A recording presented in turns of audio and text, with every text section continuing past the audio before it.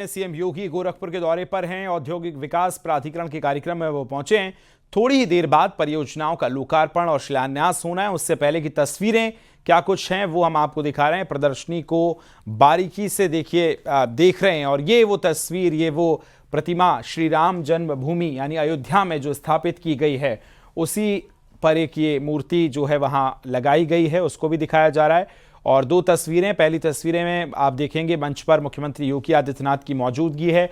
दूसरी तस्वीर आप देखेंगे कि प्रदर्शनी का जब उन्होंने प्रदर्शनी को देखा है तो वो देखने के दौरान पहुंचे थे, बारीकी से उन्होंने ऑब्जर्व किया है। ये दो तस्वीरें हम आपको दिखा रहे हैं गोरखपुर दौरे से जुड़ी हुई, और अब से कुछ ही देर बाद संबोधन मुख्यमंत्री योगी आदित्यनाथ का होना है और साथ ही साथ ये फीता भी देखिए उन्होंने काटा है और शुभारंभ किया है।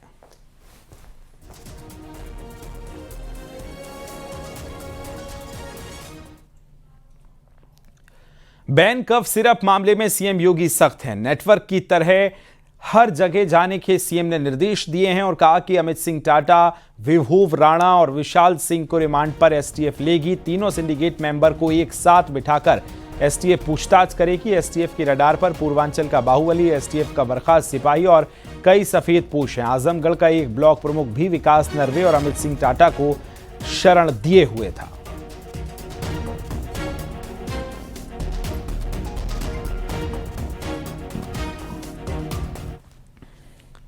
सीएम योगी ने कांग्रेस पर निशाना साधा। सीएम योगी ने एक्स पर लिखा कि अलगाववाद, अराजकता और हिंसा की प्रतीक नक्सली विचारधारा को कांग्रेस पार्टी विखंडित विभाजनकारी दृष्टि से हमेशा बढ़ावा दे रही है। राजनीतिक लाभ के लालच में कांग्रेस ने नक्सली नेटवर्क के नैतिक संरक्षण और उनके समर्थकों को राजनीतिक सहारा देकर राष्ट्रीय सुरक्षा से समझौता किया है। यूपीए शासनकाल में नेशनल एडवाइजरी काउंसिल की नीतिगत नौटंकी ने सुरक्षा बलों के साहसिक अभियानों को कमजोर कर देश की सुरक्षा को संकट में झोंक दिया है। कांग्रेस नक्सल नेक्सस लोकतंत्र के ललाट पर काला धब्बा भी है।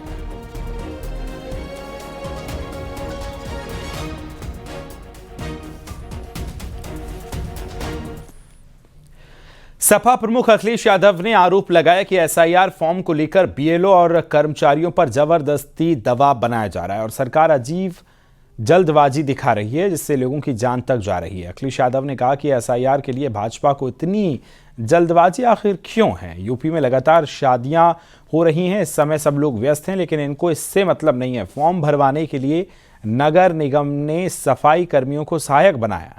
कल मैं फतेहपुर गया था, वहां मुझे पता चला कि सुपरवाइजर सरकार दबाव उस पर बना रही थी, जिस वजह से उन्होंने आत्महत्या कर ली। आखिर इतनी जल्दी क्यों है। वेस्ट बंगाल को लेकर भी अखिलेश यादव ने निशाना साधा है और उन्होंने कहा कि खास तौर पर चुनाव आयोग के हाथ खून से रंगे हुए हैं, इस तरह से उन्होंने निशाना साधा। सभी लोग अपना वोट बनवा लें और सरकार और इलेक्शन कमीशन हम तो बीएलओ जो जान गई जिन बीएलओ की उनको 2 लाख रुपए दे रहे हैं।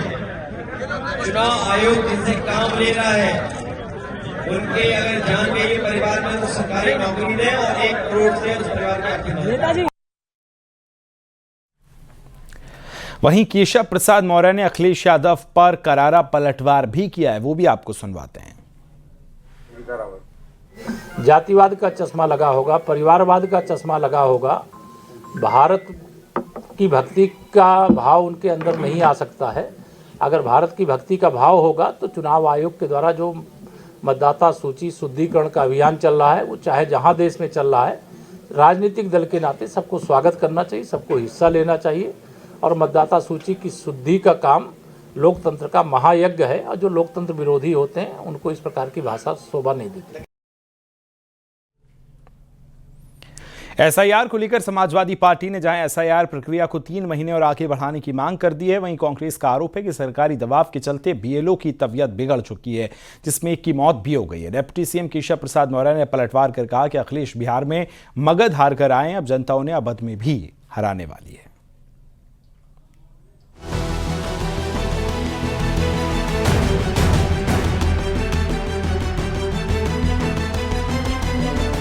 एसआईआर को लेकर विपक्ष लगातार हमलावर है। सपा सांसद लगातार एसआईआर प्रक्रिया के लिए डेडलाइन बढ़ाए जाने की मांग कर रहे हैं। उसे क्या 6 महीने 10 महीने और नहीं बढ़ाया जा सकता? क्योंकि इलेक्शन कमीशन के मन में खोट है और वो परेशान करने की नियत से कि जितने लोगों का नाम 4 तारीख तक सूची में आ जाएगा, बाकी लोगों से वो कागज और उनके दस्तावेज मांगेंगे। माननीय अखिलेश यादव जी ने भी लेटर लिख करके मांग की है कि 3 महीने का समय बढ़ना चाहिए। उत्तर प्रदेश बहुत बड़ा जिला है, 25 करोड़ की आबादी है और यहाँ पर इतने कम समय के अंदर ये SIR का काम होना बहुत मुश्किल है। पहले तो हम लोग इसका विरोध कर रहे थे, लेकिन जब अब चुनाव आयोग करा ही रहा है तो समय मिलना चाहिए। ऐसा क्यों है कि इतनी जल्दबाजी की क्या जरूरत है? SIR को लेकर एसपी की बयानबाजी पर डिप्टी सीएम केपी मौर्य ने कहा है कि अखिलेश बिहार में मगध हार कर आए हैं, अब जनता इन्हें अवध में भी हराएगी।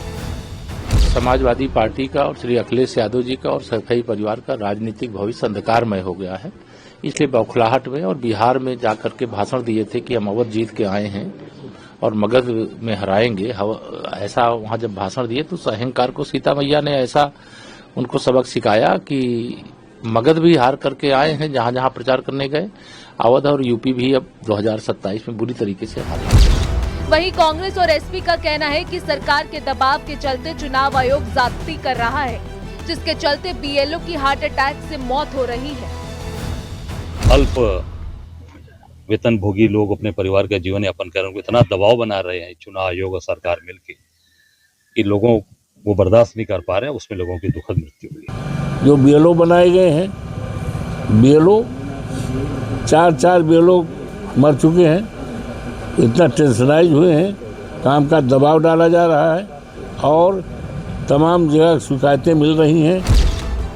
यूपी में मंत्री ओपी राजभर ने SIR को लेकर कहा कि विपक्ष झूठ का माहौल बना रहा है, वोटर लिस्ट में बेवजह किसी का नहीं काटा जा रहा है।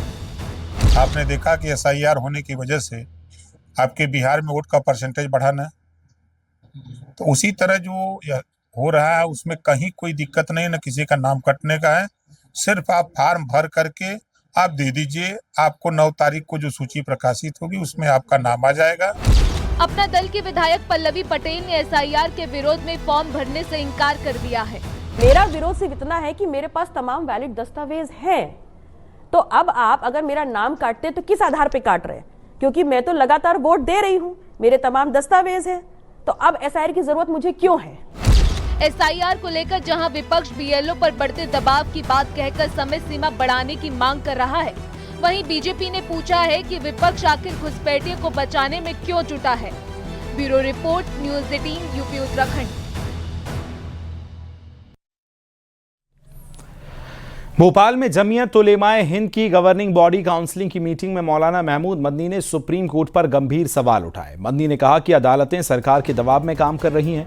मदनी ने कहा कि सुप्रीम कोर्ट उसी समय सुप्रीम कहलाने का हकदार है जब वो संविधान की पाबंदी करें। मदनी ने कहा कि जब जब जुल्म होगा तब तब जिहाद होगा।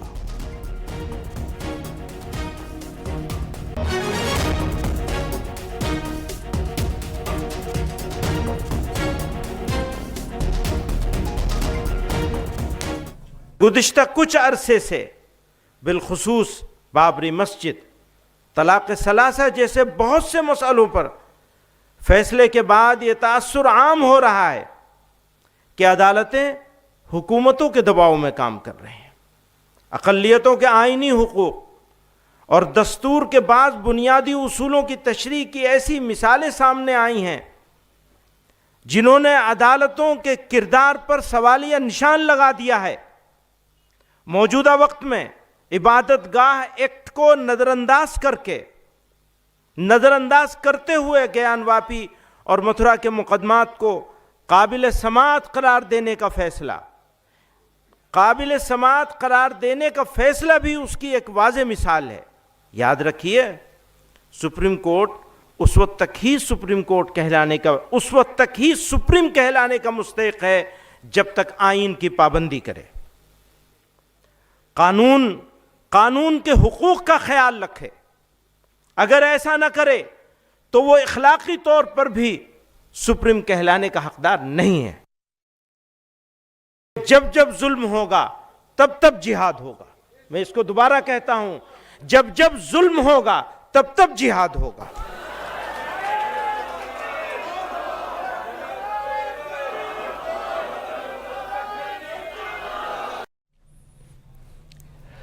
इतना ही नहीं, वंदे मातरम को लेकर भी मौलाना महमूद मदनी ने लोगों को भड़काने का काम किया। मदनी ने कहा कि मुर्दा कौम सरेंडर कर देती है, वो कहेंगे वंदे मातरम, बोलो तो पढ़ना शुरू कर देंगे। अगर जिंदा कौम है तो हालात का मुकाबला करना पड़ेगा। मुर्दा कौमें मुश्किलात में मुब्तला नहीं होती, वो तो सरेंडर कर देती हैं। वो कहेंगे वंदे मातरम पढ़ो तो पढ़ना शुरू कर देंगे। तो ये पहचान होगी मुर्दा कौम होने की। और अगर जिंदा कौम है तो फिर हौसला बुलंद करना पड़ेगा, हालात का मुकाबला करना पड़ेगा। जमीयत उलेमाए हिंद के प्रमुख मौलाना महमूद मदनी के भोपाल में दिए गए बयान पर राजनीतिक विवाद बढ़ता जा रहा है। भाजपा के राष्ट्रीय प्रवक्ता और सांसद संबित पात्रा ने प्रेस कॉन्फ्रेंस कर मदनी के बयान को उकसाने वाला, विभाजनकारी और बेहद गलत बताया। उन्होंने कहा कि मौलाना मदनी ने कहा है कि सुप्रीम कोर्ट को सुप्रीम कहलाने का कोई अधिकार नहीं है। मौलाना मदनी के इस बयान को लेकर सुप्रीम कोर्ट को स्वतः संज्ञान लेकर इसकी सुनवाई करनी चाहिए। मदनी साहब ने कहा कि सुप्रीम कोर्ट को भी सुप्रीम कहलाने का कोई अधिकार नहीं है। मैं तो सुप्रीम कोर्ट से गुजारिश करूंगा, मैं भी एक साधारण नागरिक हूं, आप भी नागरिक हैं, कि यदि सुप्रीम कोर्ट के ऊपर कोई साधारण नागरिक भी इस प्रकार की टिप्पणी करता है तो supreme court suo motu cognizance ले सकता है। सुप्रीम कोर्ट खुद इसकी सुनवाई कर सकता है, क्योंकि आगे चलकर अगर इतने बड़े नेता, एक कौम के इतने बड़े नेता इस प्रकार की बात कह के लोगों को बरगलाने की कोशिश करे, सुप्रीम कोर्ट के विरोध लोगों को भड़काए, तो स्वाभाविक रूप से it demeans the stature of Supreme Court. I firmly believe that the Supreme Court should take a cognizance of what Mr. Madani has said today. UP में एसआईआर फॉर्म भरने के काम में जोर पकड़ रखा है, जिसमें वोटर लिस्ट को अपडेट किया जा रहा है। बरेली में 40 साल पहले से एक शख्स ओम प्रकाश गांव छोड़कर चला गया था। धर्म भी बदल चुका था, लेकिन जब उसकी पहचान को खतरा हुआ तो वो एसआईआर फॉर्म भरने के लिए अपने गांव लौट आया। घर वापसी कर ली है। अब रिपोर्ट आपको दिखाते हैं।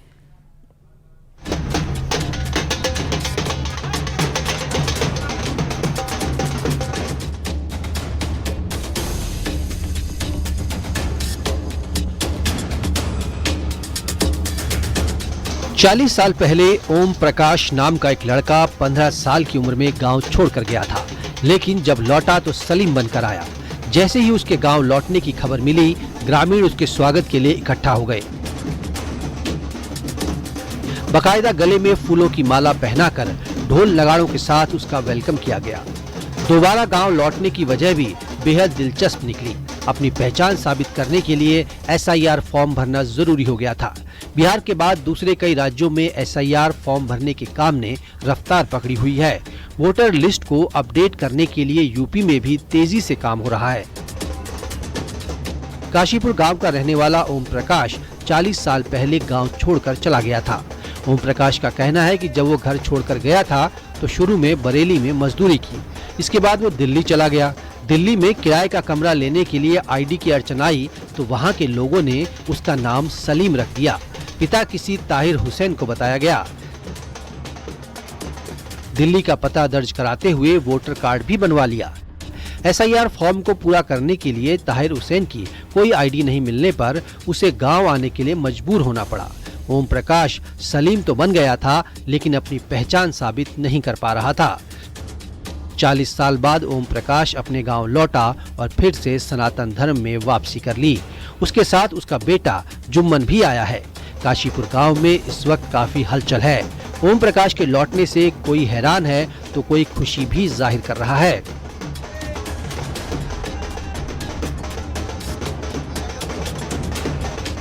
एक का नाम रुखसार है, एक का नाम रुखसाना है, एक का नाम टुम्पा है, एक का नाम रूपा है जी। तो अब अचानक आपको कैसे याद आई कि अपने गांव लौटना चाहिए? अब एनआरसी में कागज मांग रहे हैं तो पैदाशी कागज लेके आओ। वहाँ से काशीपुर गाँव में जाना पड़ा, अपने गाँव में समझे जहाँ से जाके पैदाश है मेरी। अच्छा, तो वहाँ पे कागज मांगे जा रहे हैं, जो एसआईआर चल रही है, जांच चल रही है, तो कागज मांगे जा रहे हैं, तो इस वजह से आप यहाँ पे आए थे? अपने गाँव आना पड़ा जहाँ की पैदाश हमारी। तो आप यहाँ रहोगे या वहीं रहोगे आप? अब हम आईडी यहीं से कराते थे, अपने गाँव से यहीं रहेंगे गाँव में। जब ये गए थे तब तो उस समय तो हमें कुछ होश नहीं था जी। मतलब अब तक 37 साल की मेरी आयु हुई है और मुझसे पहले ही मतलब मेरे जन्म से ही पहले से ही मतलब लापता हो गए थे।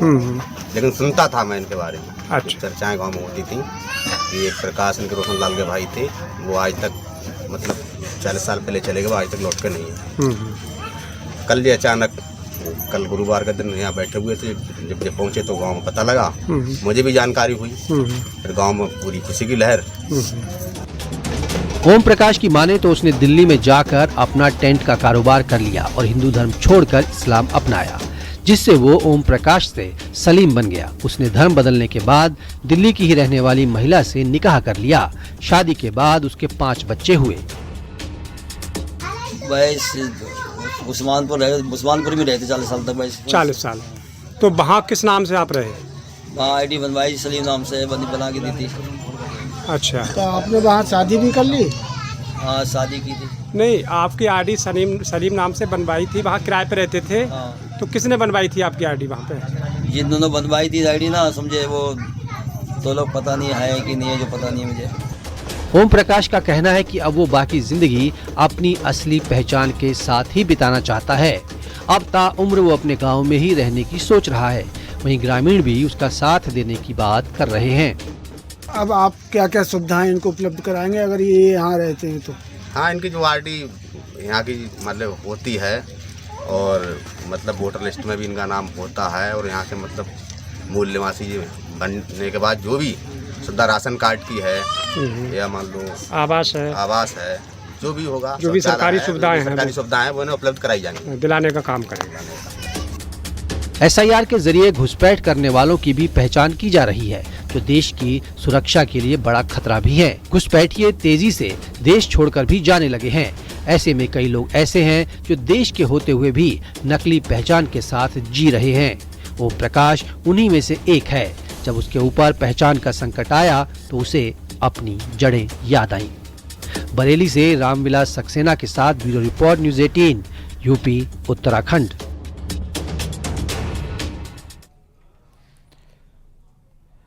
सपा सांसद ने SIR को लेकर कहा कि SIR के जरिए वोट काटे जा रहे हैं। हर जगह यही समस्या है, हम लोग सदन में मामला उठाएंगे। साथ ही उन्होंने डिटेंशन सेंटर को लेकर कहा कि इसकी सरकार रहते घुसपैठिए कैसे आ गए।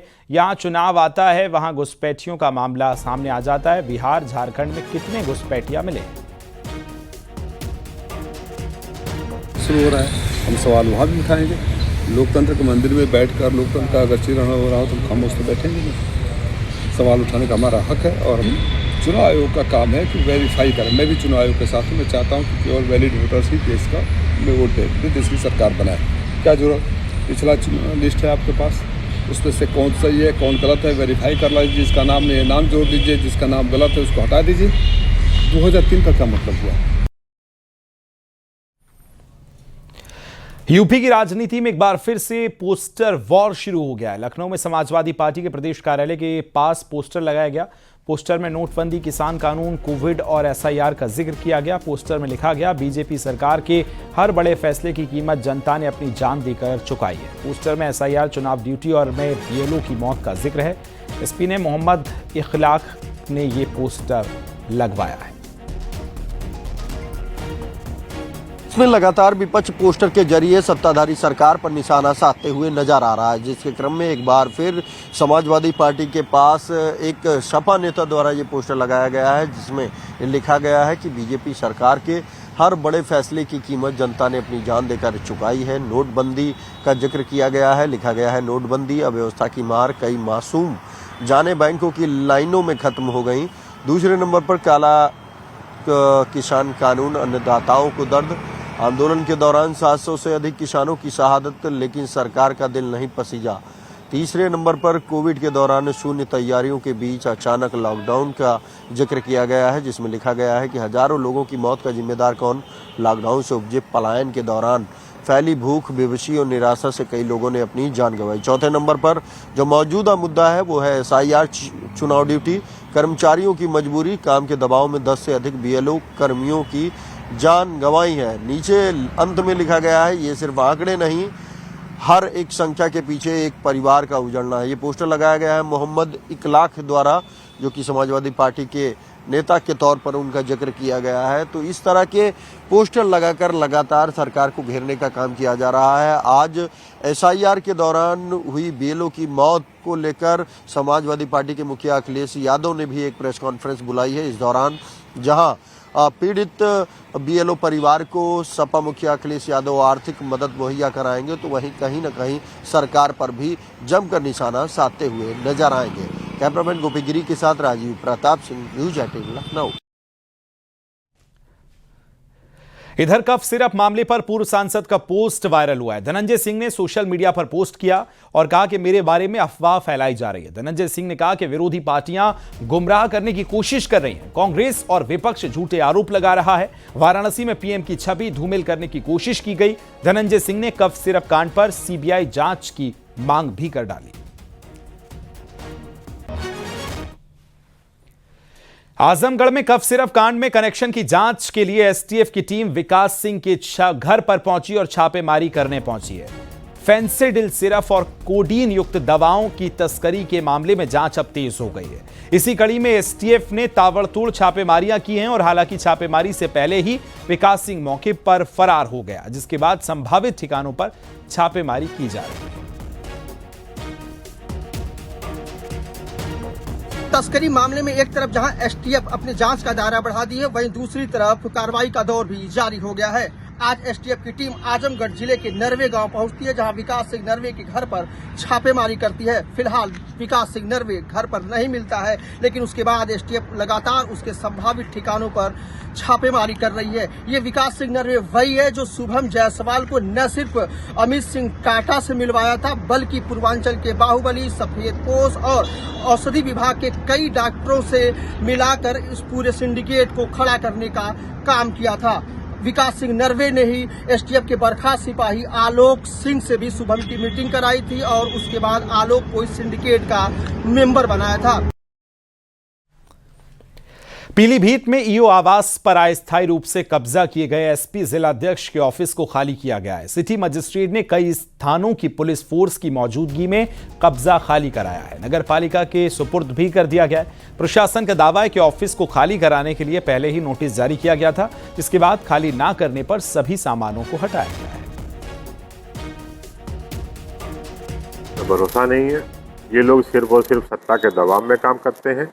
जहाँ एक तरफ सभी लोग न्यायपालिका में जाकर अपना न्याय लेने के लिए जाते हैं और ये जो है न्यायपालिका के खिलाफ होकर, जहाँ न्यायपालिका के कर्मचारी द्वारा वहाँ के जो भी वहाँ से अलॉटमेंट हुआ था, तो यहाँ कमीशन हुआ था, सामान बाहरी जो भी उनकी देखरेख थी सब लिखा पढ़ी में थी वहाँ। और यहाँ तक कि जो हमारा वहाँ सामान अंदर पड़ा था उसमें बहुत ही गोपनीय दस्तावेज हमारे उसमें है, जो दस्तावेज किसी के हाथ में नहीं लगने चाहिए। जो पार्टी के अपने अंदरूनी जो दस्तावेज होते हैं, उसके साथ साथ हमारे पार्टी के जो है तमाम जो है सामान वहाँ पड़ा था।